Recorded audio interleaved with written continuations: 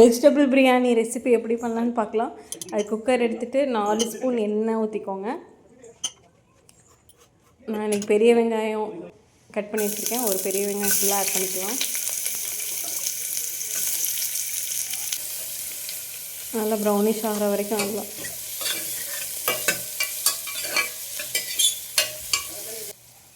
2 பச்சை மிளகாய் ஆட் பண்ணிக்கலாம். கொஞ்சம் கருவேப்பிலை ஆட் பண்ணி நல்லா ஃப்ரை பண்ணிக்கோங்க. நல்லா வதங்குற வரைக்கும் ஒரு தக்காளி எடுத்து கட் பண்ணி வச்சுட்டு அதை ஆட் பண்ணிக்கலாம்.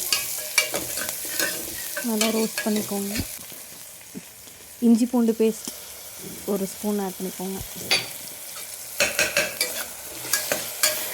நல்லா டீப் ஃப்ரை பண்ணிவிட்டு தேவையான அளவு உப்பு ஆட் பண்ணிக்கலாம். நான் கல் உப்பு ஆட் பண்ணியிருக்கேன்.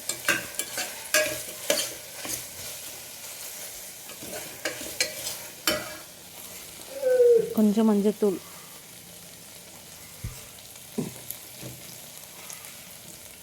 ரெண்டு ஸ்பூன் மிளகாய் பொடி ஆட் பண்ணிக்கோங்க. நான் இன்றைக்கி சின்ன ஸ்பூனில் 2 எடுத்துருக்கேன். உங்களுக்கு தேவைன்னா உங்களுக்கு ஏற்ற அளவுக்கு 3 ஸ்பூன்ஸ் கூட ஆட் பண்ணிக்கலாம். நான் இன்றைக்கி கேரட், உருளைக்கிழங்கு, பீன்ஸ் வெட்டி வச்சு அதை ஆட் பண்ணிக்குவேன். நல்லா ஃப்ரை பண்ணிக்கோங்க. பண்ணிவிட்டு நான் இன்றைக்கி 1 டம்ளர் ரைஸுக்கு ஒரு 2 டம்ளர் தண்ணி ஊற்றிக்கிறேன். இப்போதைக்கு நீங்கள் டேஸ்ட் பார்த்துக்கலாம். அரிசி இப்போ போடுறேன்.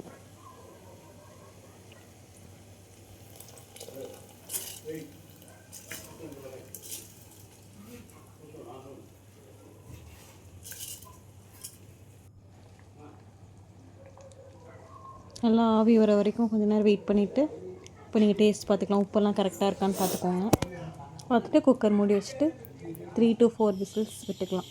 சுவையான வெஜிடபிள் பிரியாணி ரெடி. இப்போ நீங்கள் சர்வ் பண்ணிக்கலாம்.